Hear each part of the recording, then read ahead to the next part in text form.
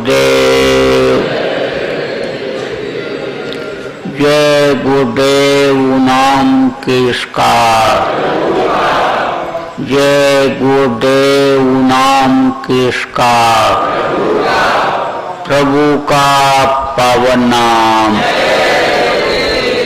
प्रभु का पावन नाम। जय गुरुदेव।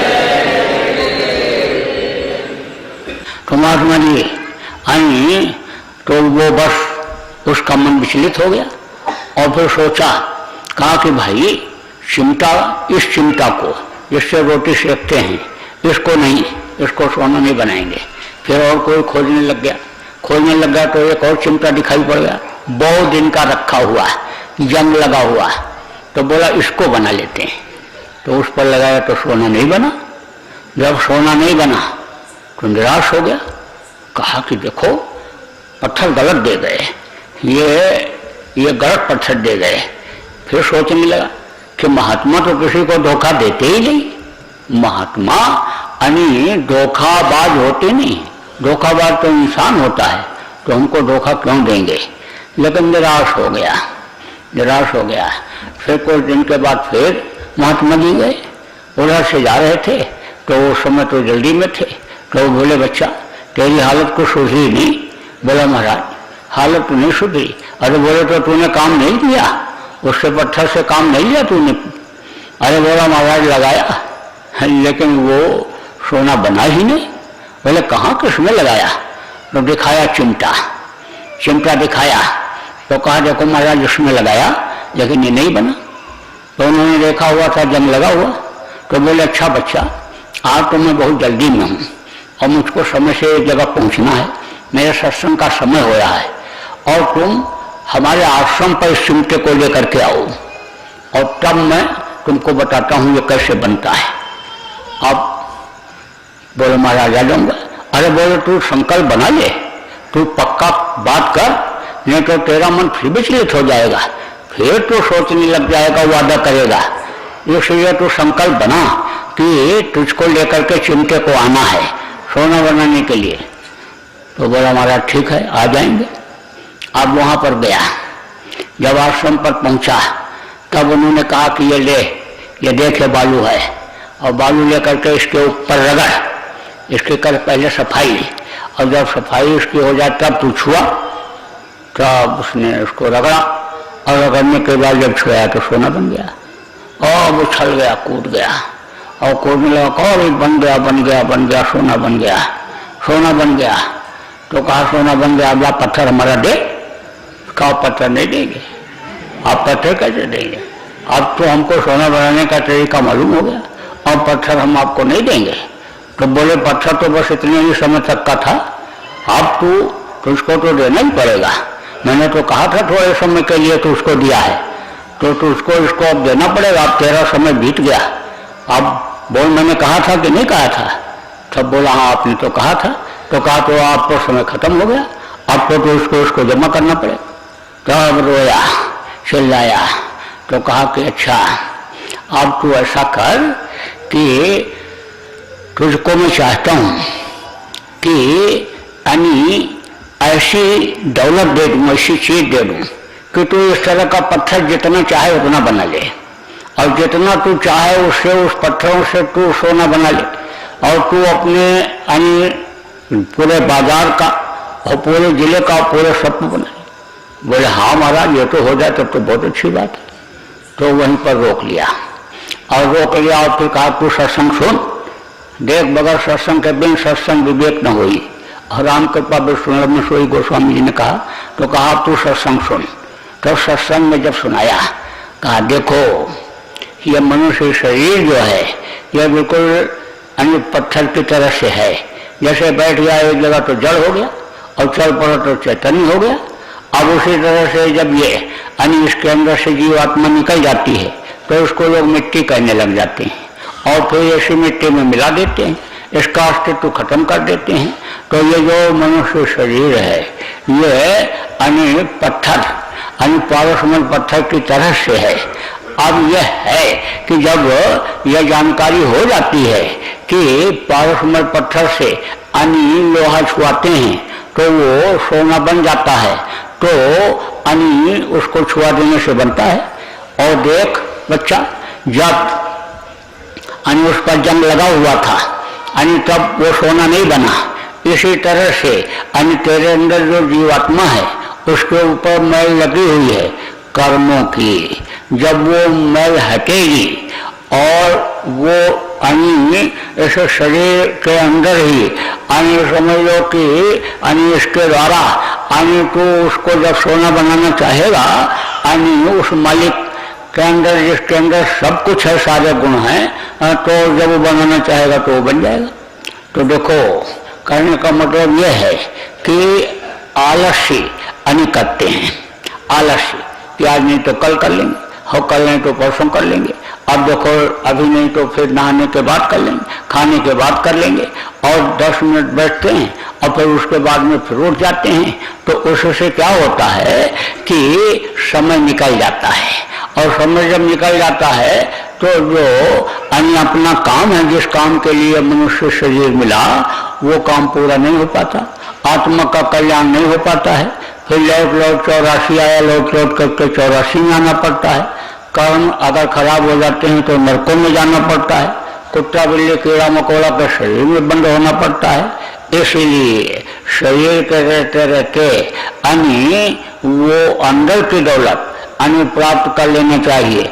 अब यह है कि जैसे ये साधना शिविर लगाइए, अब साधना शिविर में क्या होगा, इसमें जो सोना नहीं बन पा रहा है, अंदर में जो रोशनी प्रकाश नहीं प्रकट हो पा रहा, वो अनाथ बेमारी जो पकड़ में नहीं आ रही है, तो उसका क्या कारण है?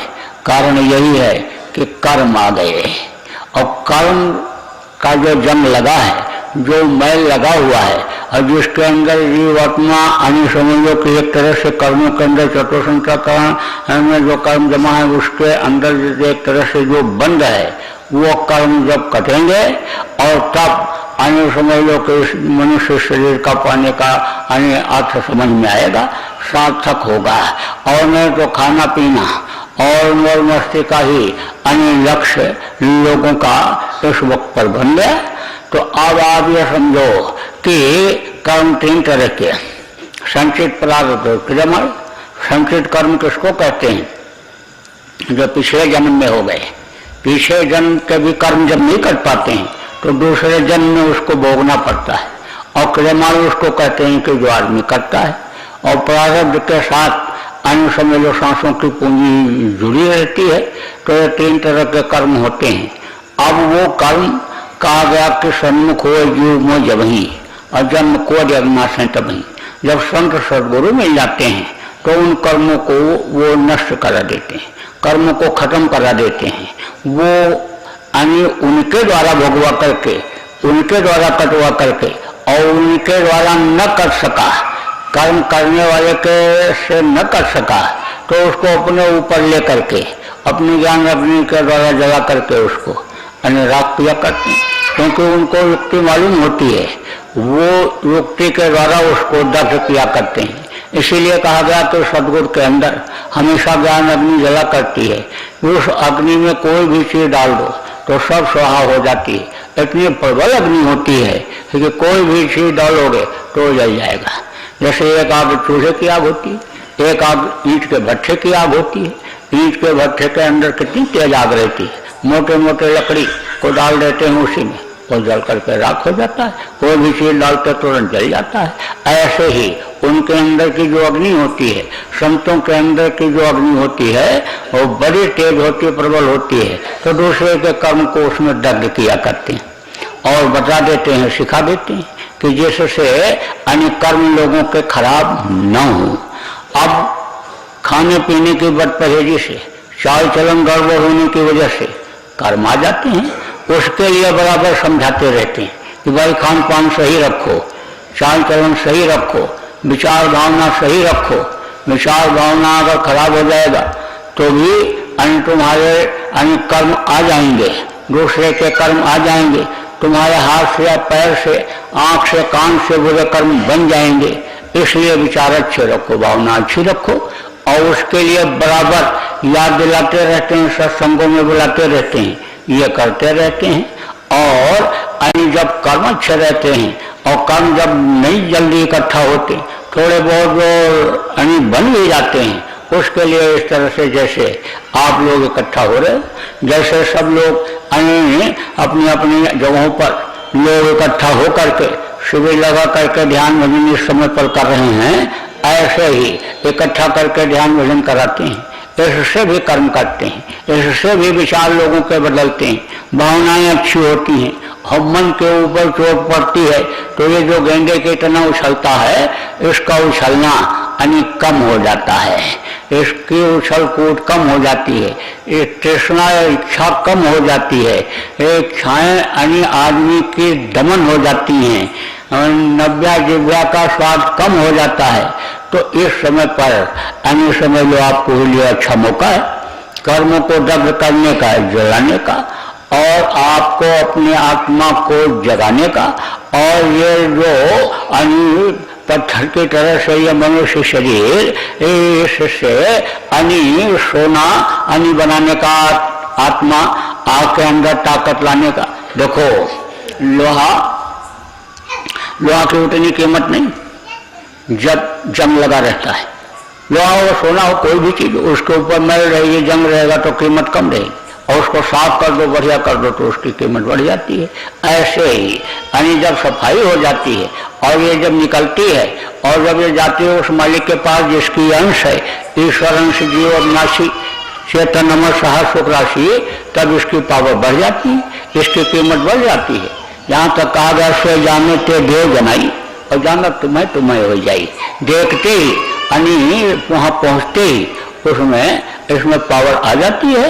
यह जब वहाँ पहुँचती है सतलोक तो समझ लो सालोकवासी हो जाती है। और जब सत्पुरुष के नजदीक पहुँचती है तो समझ लो सामीप्य, कहा गया कि सामीप्य हो जाती है, वो उनके सामीप्य उनके नजदीकी हो जाती है। और जब समझ लो कि उनके में लीन हो जाती है तो उन्हीं जैसी हो जाती है। तो कहा सोई जाने ते देव जनाई, और तू जान तुम्हें पूरी पावर इसमें आ जाती है। लेकिन अब न जानकारी में, अज्ञानता में आदमी उसका लाभ नहीं उठा पा रहा है। तो आप सब लोग बड़े भाग्यशाली हो कि जिनको यह अवसर मिला, समय निकला जा रहा है। जो समय आपको मिला है, इस समय का आप लोग पूरा उपयोग करो। भजन ध्यान तो करते हैं, हमको तो संतुष्टि है इस बात की कि लोग बैठते हैं, और आश्रम के लोग भी बैठने लग गए। जो लोग नहीं बैठते थे वो भी बैठने लगे, जो खाली माला डोला लेते थे वो भी अब बैठने लग गए। और अब 3-4 दिन हो गया तो आदत बन गई। अब जो है उसु पशु भी उतनी नहीं होती है, पैर भी नहीं बदलते हैं, बैठने लगे, आदत बन गई। ये शरीर को जैसा ढाल लो, इसको जैसा चाहो, इसको रोगी बना लो, इसको भोगी बना लो, इसको त्यागी बना लो, इसको तपस्वी बना लो, इसको महात्मा बना लो, जो चाहो आप इसको बना लो, इसको भगवान बना लो। तो इसको जो चाहो आप बना लो, तो ये तो आपके ऊपर है। तो आप ये काम तो कर रहे हो। अब यह है कि इसमें कितनी तरक्की हो रही है और क्या हो रहा है। आप इस समय पर आगे के लिए उस पर ध्यान देना है। उसके लिए आपको नियम संयम क्या करना चाहिए, किस तरह करना चाहिए, ये आपस में विचार विमर्श किया करो। पुराने लोग हैं उनसे सत्संग की बातें सुना करो, जो गुरु महाराज ने सुनाया बताया पूछा करो। जहाँ भी बैठो इस तरह का जो खाली समय आपका रहे, इस तरह से आपस में विचार विमर्श किया करो। देखो प्रार्थना से अनेक तड़प जगती है, विरह उत्पन्न होती है। इसीलिए यह प्रार्थनाएं जो बनाई गई वो कोई आज की नहीं है, प्रार्थना बहुत पहले से बनी हुई है। हाँ, तमाम प्रार्थनाएं मीरा के समय की, पलटू के समय की, और उन लोगों ने जो प्रार्थना गाया, जो अंदर से उनकी आवाज जो निकली उसको प्रेमियों ने लिख दिया, वो प्रार्थना बन गई। ऐसी प्रार्थनाएं बनी कि जैसे उसकी सुनवाई हो गई। बहुत प्रार्थना किसी से करो, कहते रहो तो उसका असर नहीं पड़ता है। और ऐसी कोई बात मुँह से निकल जाती है, अंदर से दिल की बात निकल जाती है, या ऐसे अच्छे विचारों वाली बात निकल जाती है कि आदमी प्रभावित हो जाता है। तो आदमी जब प्रभावित होता है तो वो मालिक भी प्रभावित होता है। जब तड़प जग जाती है तो मालिक का मिलना आसान हो जाता है।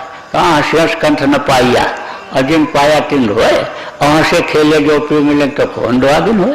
अब ये प्रार्थना के जो भाव होते हैं या प्रार्थना की जो लाइनें होती हैं उस पर वो रिझता है, तो प्रार्थना याद होनी चाहिए, विरह की प्रार्थना याद होनी चाहिए।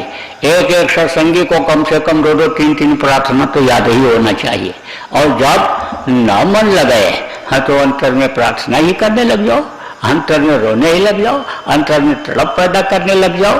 देखो भजन में मन न लगे ये अक्सर शिकायत लोगों की रहती है कि रुकता ही नहीं। तो अभी तक तो आप जो इतना समय तक यहाँ बैठते रहे हो, इतना समय तक तो बहुत दिनों से आप इतना बैठे ही नहीं होगे, तो आपको क्या पता चलेगा कि कब रुकता है, ये कितनी देर के बाद रुकता है।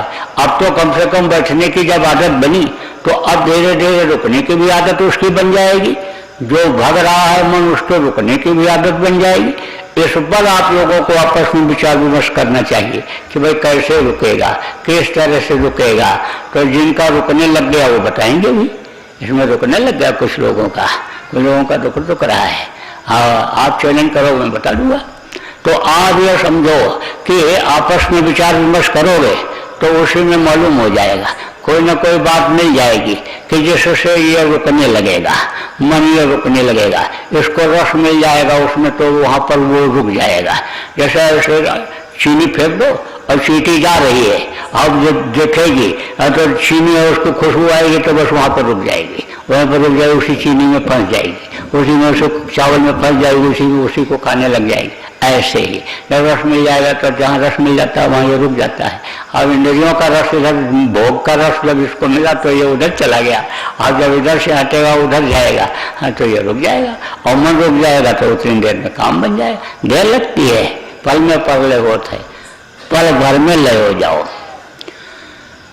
तो बोलो जय गुरुदेव, जय गुरुदेव, जय